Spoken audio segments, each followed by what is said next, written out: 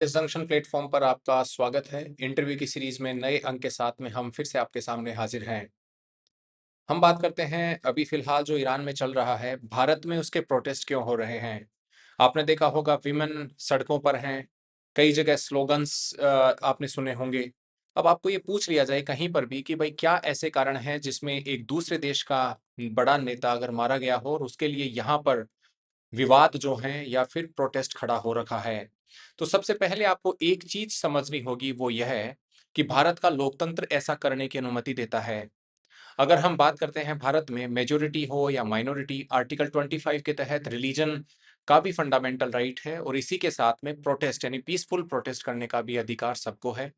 वो ये मेजॉरिटी का कम्युनिटी हो, माइनॉरिटी को हो, किसी भी कास्ट से हो, रेस, विलेज, सबके लिए ये अवेलेबल है। तो सबसे पहले भारत की लोकतंत्र की ब्यूटी। दूसरा, आपने देखा होगा कि ऐसे नेता जो कि ईरान के सुप्रीम लीडर माने जाते हों और सुप्रीम लीडर अगर ईरान में हैं तो वो शिया कम्युनिटी के एक तरह से पॉलिटिकल फिगर होने के साथ में एक स्पिरिचुअल और एक रिलीजियस गाइडेंस भी प्रोवाइड करने वाले नेता हैं। और अगर हम कहें तो इस कम्युनिटी के लिए कई लोग उनको मर्जा ए तकलीद का भी टैग देते हैं। मर्जा ए तकलीद का मतलब है सोर्स ऑफ इम्यूलेशन, यानी उनसे स्पिरिचुअल और एक रिलीजियस गाइडेंस उनको मिल सके। इसलिए उनकी किलिंग को कई सारे लोग मार्टरडम यानी शहीद अगर वो हुए हैं किसी पर्टिकुलर कॉज के लिए, ऐसा भी कहा जा रहा है। जब हम बात करते हैं मार्टरडम की, तो मार्टरडम का मतलब ये है कि जैसे कोई भी सैनिक किसी देश के लिए लड़ता हुआ शहीद होता है, तो जब वो शहीद का मतलब सारा सब कुछ क्रियाक्रम जब तभी होते हैं, तब तक उस विलेज में, उस जगह पर उसको कितना सम्मान दिया जाता है, तो प्रोटेस्ट भी उस सम्मान के तौर पर प्रदर्शित किए जा रहे हैं। कई लोग उनको जालिम्स यानी अमेरिका हो चाहे वो इज़राइल हो, उनको एक तरह से जालिम का दर्जा देते हैं और कह रहे हैं कि जालिम से लड़ते हुए वो शहीदी को प्राप्त हुए। जालिम का मतलब आप यहाँ पर ऑपरेसर से या फिर जो कि एविल फैलाते हैं उनसे ले सकते हैं। दूसरा आप ये भी कहें कि सर इसका एक प्रोटेस्ट का कारण ये भी है कि भारत में अभी भी कई सारी ऐसी कम्युनिटी है जो कि पैलेस्टीन का जो विवाद है उसमें पैलेस्टीन की साइड लेती है। इजराइल और पैलेस्टीन विवाद शांतिपूर्वक तो हो, मतलब उसका समाधान शांतिपूर्वक निकले, लेकिन पैलेस्टीन के लिए वो हमेशा जो है वो मुखरता के साथ में सामने आते हैं। तो यह उसके साथ भी अटैच करके देखा जा रहा है। एक और चीज आपने देखा होगा, कश्मीर को ईरान ए सगीर भी कहा जाता था। एक इसका मतलब यह है, ईरान ए सगीर का मतलब लिटिल ईरान, और यह एक कवि, प्रसिद्ध कवि मोहम्मद इकबाल के द्वारा ऐसा कहा जाता था। क्यों?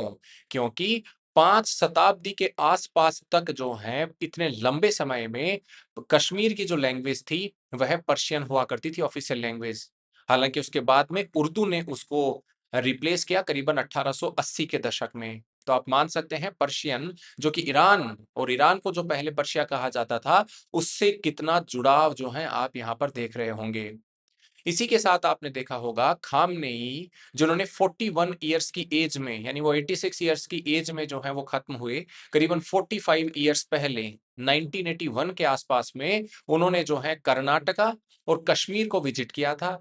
कर्नाटका में उन्होंने शिया हॉस्पिटल का इनाग्रेशन किया और कश्मीर में उन्होंने जामिया मस्जिद में अपने लेक्चर्स दिए थे। और उस लेक्चर्स के बाद में आपने देखा होगा कि शिया और सुन्नी जिस हिसाब से वहां पर सेक्टेरियन कॉन्फ्लिक्ट चलते हैं, लेकिन फिर भी उनके इस भाषण के बाद में शिया और सुन्नी समुदाय आपस में मिल करके नमाज पढ़ना या मस्जिद में जो भी कार्य किए जाते थे वो करने लगा। तो एक तरह से उनको स्पिरिचुअल और लीडर, एक तरह से रिलीजियस लीडर के तौर पर भी देखा जाता है। तो उनकी मौत पर यह शोक जताना या फिर उन अपना गुस्सा रोड पर दिखाना एक तरह से जो है वो लाजमी ही दिख रहा है। जब हम बात करते हैं खामनेई साहब की भी, तो आप ये बताएं कि सर जब ईरान में हमारे नेताओं के द्वारा विजिट हुई या उनके कभी भी राजदूत वहां पर, यहाँ पर भारत में किसी भी लेक्चर वगैरह देते थे, तो वो खामनेई की विजिट के बारे में भी याद करते थे, जहां पर महात्मा गांधी हो, चाहे वो मौलाना अबुल कलाम आजाद या जवाहरलाल नेहरू, उनके बारे में भी खामनेई अपने आप को काफी उनसे शिक्षा लेने के बारे में बताते थे कि ये ऐसे नेता हैं जिससे मैं खूब सीखता हूं या मैंने सीखा है। तो एक तरह से वो उनको भी हाईएस्ट रिगार्ड में रखते थे।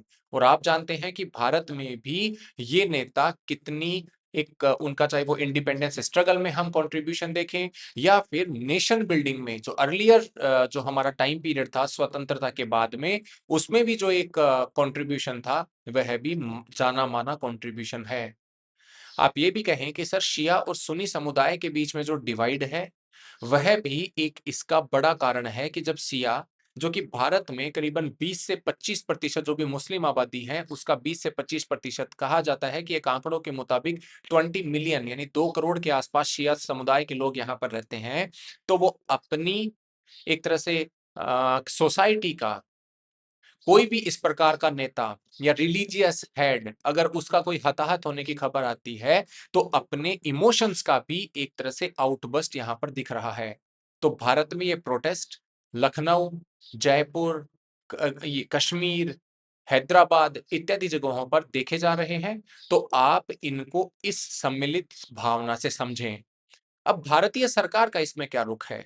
देखिए, भारत ने ईरान या जो सहयोगी जो देश हैं अपने, उनके साथ में हमेशा स्ट्रेटेजिक ऑटोनॉमी के तौर पर ही अपने रिलेशनशिप को आगे बढ़ाया है। भारत के करीबन 10 मिलियन यानी 1 करोड़ के आसपास लोग इन देशों में रहते हैं। और अगर कहा जाए जीसीसी कंट्रीज यानी जो गल्फ कोऑपरेशन काउंसिल, इनके जो कंट्रीज हैं वो मिल करके भारत में उनके साथ जो ट्रेड होता है वह ऑलमोस्ट 178 बिलियन डॉलर्स का ट्रेड होता है।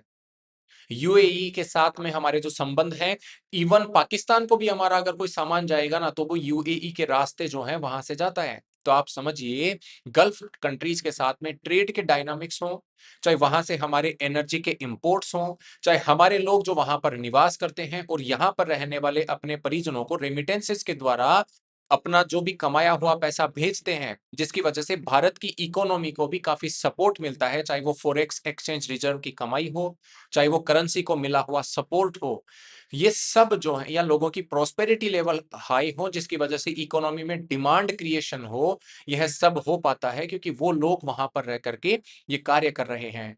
इसलिए भारत जो है इसके प्रति ये साफ कह चुका है कि वो ही कदम हम उठाएंगे जो हमारे देश के इंटरेस्ट में सर्वप्रथम हो। हालांकि किसी भी, चाहे वो G7 के कंट्रीज हों, चाहे वो यूरोपियन कंट्रीज, इवन हमारे पड़ोसी देश भी, किसी ने भी पाकिस्तान को छोड़ दें लेकिन किसी भी देश ने जो है वो सीधे तौर पर न तो इसराइल न फिर ईरान इनका समर्थन किया है। उन्होंने, जैसे वो डिप्लोमेटिक शब्द होते हैं कि किसी भी कॉन्फ्लिक्ट का पीसफुल और उसका एक शांति डायलॉग के साथ में शांतिपूर्वक समाधान कैसे निकाला जाए, उसको भारत और अन्य कंट्री भी इस समय प्रमुखता से आगे रख रखे हैं। हालांकि ये जितना लंबा कॉन्फ्लिक्ट चल सकता है उतना ही भारतीय सॉरी इकोनॉमी के लिए थोड़ा सा दिक्कतें खड़ी कर सकता है। कैसी दिक्कतें होंगी हम आपको किसी दिन और उसके बारे में चर्चा करेंगे। लेकिन फिलहाल आप ये मान लीजिए भारत में प्रोटेस्ट करने के क्या कारण हैं और भारतीय सरकार का इस पर्टिकुलर एपिसोड के बारे में क्या रुख रहा है। इवन भारतीय प्रधानमंत्री ने भी पिछले 48 घंटों में यानी 2 दिन के अंदर में कम से कम 8 खाड़ी देशों के नेताओं से या शीर्ष नेतृत्व से बात की है और अपना जो भी रुख है वो उनको साफ वहां पर प्रदर्शित किया है। एक और बात आपको थोड़ा सा समझने की वो आ रही होगी कि सारे के सारे मिडिल ईस्टर्न कंट्रीज में इस समय ईरान ने ड्रोन स्ट्राइक्स या फिर मिसाइल स्ट्राइक्स की हैं और उसमें भी मिलिट्री के ठिकानों या अमेरिका के जो बेसिस हैं उसी को ही नहीं ठिकाना निशाना बनाया, उसके साथ में वहां पर सिविलियन इलाके, उनके कमर्शियल प्लेसेस, उनके रिफाइनरी के स्थान, इन सबको भी जो है ईरान ने निशाना बनाया है।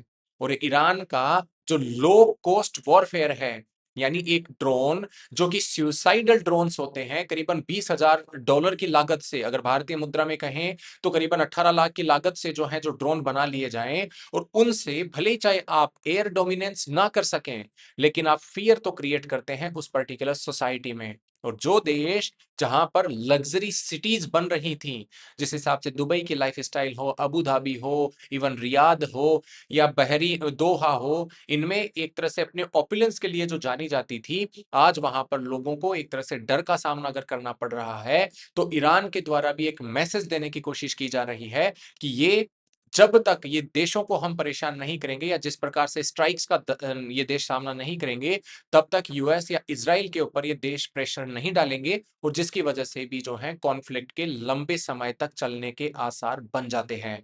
हालाँकि डोनाल्ड ट्रंप जो कि यूएस के प्रेसिडेंट हैं, उन्होंने भी साफ कहा है कि जो बातचीत का जो दरवाजा था, अब ईरान ने काफ़ी देर कर दी। हालाँकि इसके कोई भी सबूत नहीं है कि ईरान जो है या मतलब बातचीत करना चाहता है या बातचीत करने से इनकार कर चुका है।